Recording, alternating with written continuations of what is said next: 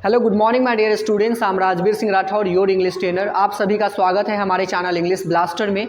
आज हम आपके लिए काफ़ी इंपॉर्टेंट टॉपिक लेके आए हैं, दिवाली।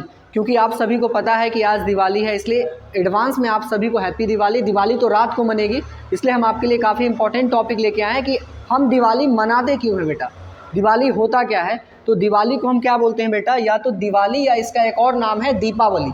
दिवाली बोलते हैं या क्या बोलते हैं, दीपावली। तो दीपावली क्या है, यह दीपों का त्यौहार है। किसका त्यौहार है, दीपों का त्यौहार है। इस त्यौहार में हम दीप जलाते हैं, मोमबत्तियाँ जलाते हैं, कैंडल्स जलाते हैं, है ना, बहुत सारे इलेक्ट्रिक बल्ब्स को जलाते हैं। तो दीपावली मोस्टली दीपों का त्यौहार है। किसका त्यौहार है, दीपों का त्यौहार। चलिए, यह कब मनाया, यह हर साल कार्तिक माह के कृष्ण पक्ष की अमावस्या तिथि को मनाया जाता है। ये दीपावली हर साल कार्तिक माह के कृष्ण पक्ष के अमावस्या को मनाया जाता है। ठीक है, अगले पॉइंट की बात करते हैं कि दीपावली क्यों मनाया जाता है। ऐसी मान्यता है कि भगवान राम रावण को मारने के बाद इसी दिन अयोध्या लौटे थे। ऐसी मान्यता है, ऐसा कहा जाता है, ऐसी पुराणों में लिखा हुआ है, ग्रंथों में लिखा हुआ है। इससे हमें जानकारी मिलती है कि भगवान राम इसी दिन रावण को मारकर अयोध्या लौटे थे। तब क्या हुआ था, अयोध्या वासियों ने भगवान श्री राम का स्वागत दीप जलाकर किया था। तब अयोध्या वासियों ने भगवान श्री राम का स्वागत दीप जला के किया था, वो भी घी के दिए जलाए थे अयोध्या वासियों ने अपने राजा राम के स्वागत में, क्योंकि वो 14 वर्ष का वनवास काट के आ रहे थे। इसलिए तब से लेकर आज तक मतलब उस दिन से लेकर आज तक प्रत्येक कार्तिक माह के कृष्ण पक्ष की अमावस्या को हम लोग क्या मनाते हैं, दिवाली मनाते हैं। यही बात यहाँ पे, तो तब से लेकर आज तक हम इस दिन को दिवाली के रूप में मनाते हैं। ठीक है, अगली बात, दिवाली की रात माता लक्ष्मी की पूजा की जाती है। दिवाली की रात माता लक्ष्मी की पूजा की जाती है। साथ ही साथ इनके साथ गणेश भगवान का भी पूजा किया जाता है। क्योंकि आपको पता होगा कि हमारे हिंदू धर्म में ऐसा कहा जाता है कि कोई भी पूजा हो उसमें सबसे पहले गणेश भगवान की पूजा होती है। क्योंकि एक ऐसी कथा है, एक ऐसी मान्यता है कि एक बार भगवान गणेश और भगवान कार्तिकेय दोनों में होड़ लगी कि कौन इस पूरे ब्रह्मांड का सबसे पहले चक्कर लगा पाएगा। तो इसमें हुआ ये था कि कार्तिकेय जी का जो सवारी था वो तो मोर है, तो वो मोर पे बैठ के ब्रह्मांड का चक्कर लगाने लगे। और जो गणेश भगवान की सवारी है वो एक चूहा है, तो वो चूहे पे बैठ के कैसे सवारी लगा पाते, इसलिए उन्होंने दिमाग लगाया और दिमाग लगा के अपने माता पिता के एक चक्कर लगा लिए। और ऐसा कहा जाता है कि इंसान के जो मतलब इंसान का जो पूरा ब्रह्मांड होता है, इंसान का जो सब कुछ होता है, सर्वत्र होता है, वो उनके माता पिता होते हैं।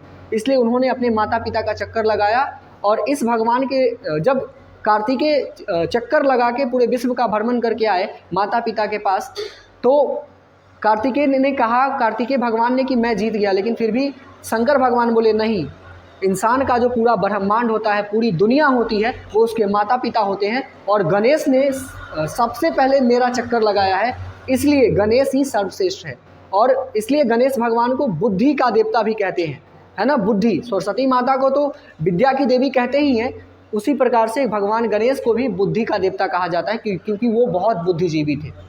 उन्होंने अपने माता पिता का चक्कर लगाया और ये सिद्ध कर दिया कि इस संसार में माता पिता से बड़ा कोई नहीं होता, पूरा ब्रह्मांड माता पिता में बसते हैं। इसलिए उस समय से हर एक पूजा हो, दुनिया का कोई भी पूजा हो, उसमें सबसे पहले गणेश भगवान का पूजा किया जाता है। आपके घर में भी बहुत सारी पूजा होती होंगी, हिंदू धर्म की मैं बात कर रहा हूँ, तो उसमें सबसे पहले गणेश भगवान की पूजा होती है, आप पता कर लीजिएगा।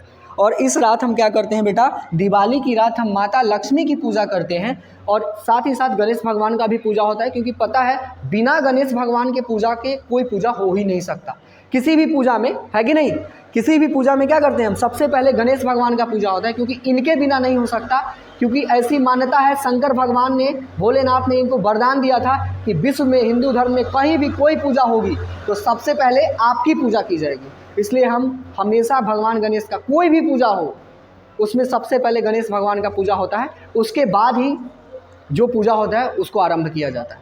आगे बढ़ते हैं कि ये दिवाली से हमें संदेश क्या मिलता है। दिवाली से हमें संदेश मिलता है बुराई पर हमेशा अच्छाई की जीत होती है, बुराई पर हमेशा अच्छाई की जीत होती है। इसलिए जीवन में आप प्रयास करें, जीवन में आप कोशिश करें कि आप बुरे काम ना करें, हमेशा अच्छे काम करें।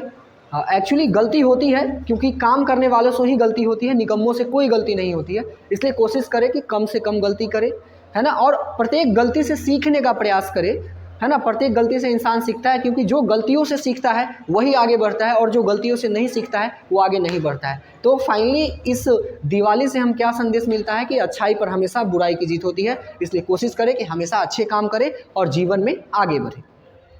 और दिवाली में और भी बहुत सारी चीज़ें होती हैं बेटा, जैसे दिवाली से पहले हम लोग बहुत सारी प्रिपरेशन करते हैं, घर को कैसे सजाना है, घर की साफ़ सफाई, घर की पुताई, बहुत सारे कार्य हम लोग दिवाली से पहले करते हैं। और दिवाली के दिन तो पूरा लोग व्यस्त रहते हैं अपने घर में, क्या बनाना है, क्या करना है, सब पहले से ही प्रिपरेशन होता है, कहाँ कहाँ दीप लगाना है एक्सेट्रा। जैसे ही रात होती है लोग नए कपड़े पहनते हैं, एक दूसरे को हैप्पी दिवाली बोलते हैं, लोग अपने मित्रों के घर जाते हैं, मिठाई बांटते हैं और बहुत सारी चीज़ें होती हैं, बच्चे पटाखे जलाते हैं।